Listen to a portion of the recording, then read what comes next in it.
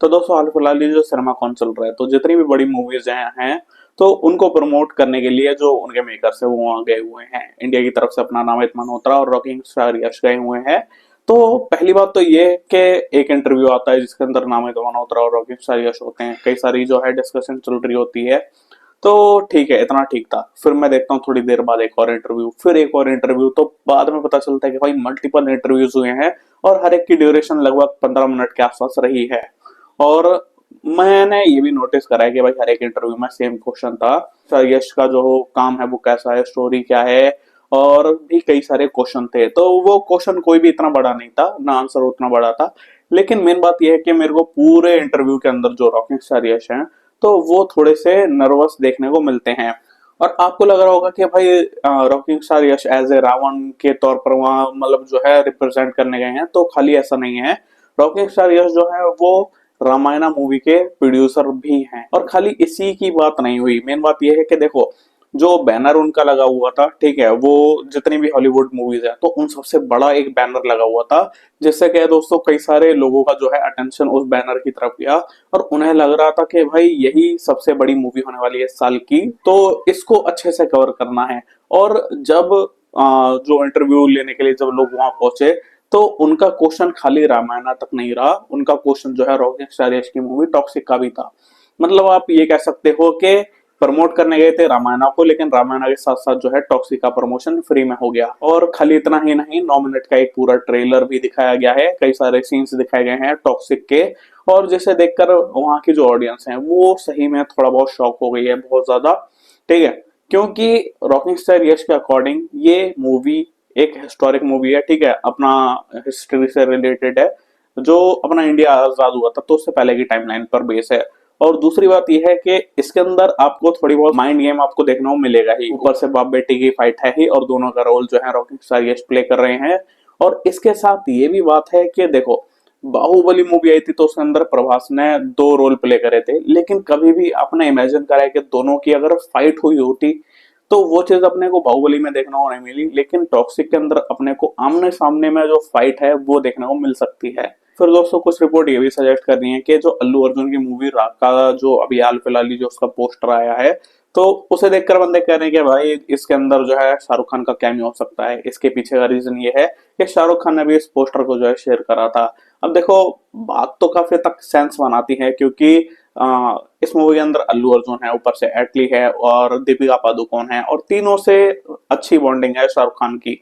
तो हो सकता है कि कैमियो देखने को मिले। लेकिन मैं ये कह सकता हूँ कि दोस्तों यही कुछ बातें चल रही थी जेलर 2 के टाइम पर बहुत लंबे टाइम से कि शाहरुख खान का कैमियो होगा, लेकिन फाइनली पता चलता है कि भाई शाहरुख खान ने ये कैमियो करने से मना कर दिया है। इसके पीछे का रीजन ये है कि उनकी जो मूवी की शूटिंग चल रही है किंग, तो उसके लिए एक डिफरेंट लुक है जिसको वो रिवील नहीं करना चाहते। हाल फिलहाल ही जो अंबानी के बेटे की शादी थी तो उसके अंदर भी वो लुक रिवील नहीं होने दिया था, तो इसलिए वो नहीं चाहते कि भाई ये लुक सामने आए, और वो लुक अभी चेंज कर भी नहीं सकते, तो इसलिए उन्होंने पूरे कैमियो के लिए ही मना कर दिया है। और अब इस कैमियो के लिए जो है अप्रोच किया जा रहा है पवन कल्याण को। दोस्तों ये भी बताया जा रहा है कि गॉडजिला जो नई मूवी आने वाली है तो वो भी रामायण के साथ क्लैश करेगी, और भाई दोनों मूवी जो है दिवाली पर रिलीज होने वाली है।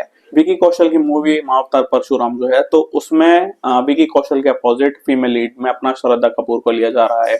उसके बाद दोस्तों एक मूवी आने वाली थी जिसका नाम था शक्तिशालिनी, तो उसके अंदर जो अनीत पड्डा है जो अपने को सैयारा मूवी के अंदर देखने को मिली थी, तो उसके अंदर उनके डबल रोल होंगे, वो भूत भी होंगी और उनका एक मतलब जो होता है कि भाई नॉर्मल पर्सन भी होंगी, मतलब विक्टिम भी वही है और उसके पीछे का रीजन भी वही है। उसके बाद दोस्तों एक मूवी का ट्रेलर है जिसका नाम है कृष्ण अवतारम, अगर मेरे सबसे नाम ठीक है तो इसका जो ट्रेलर है तो लोग इसे कंपेयर कर रहे हैं रामायण मूवी के टीजर से, जो कि काफी हद तक विजुअलाइज काफी ज्यादा बढ़िया लगा, और उसकी स्टोरी काफी स्मूथ चल रही है, जो डायलॉग्स है बहुत ज्यादा क्लीन है और बहुत ज्यादा मेरे को तो बहुत बढ़िया लगा। ठीक है, लेकिन थोड़ी सी वाइब आ जाती है जैसे भाई थोड़ा सा सीरियल चल रहा है कुछ इस टाइप का, क्योंकि अपने को चीजें बहुत ज्यादा वैसी लग रही हैं, पता नहीं क्यों। लेकिन बाकी सारी चीजें अगर आप स्टोरी बोलो या डायलॉग्स बोलो या भाई विजुअल्स बोलो तो वो सारी चीजें मेरे को बहुत ज्यादा बढ़िया लगी। हाल फिलहाल एक डकैत मूवी आई है, ठीक है, तो मैंने उसका रिव्यू शॉर्ट्स में तो करा ही है। मूवी एवरेज है, ठीक है, एक अच्छी खासी लव स्टोरी है, लेकिन उसका डायरेक्शन बढ़िया हो सकता था, लेकिन मेकर्स ने उतना जोर लगाया नहीं। कई बार लगता है कि मूवी यहाँ पर एंड हो जानी चाहिए, लेकिन उसे थोड़ा लंबा खींचा गया है।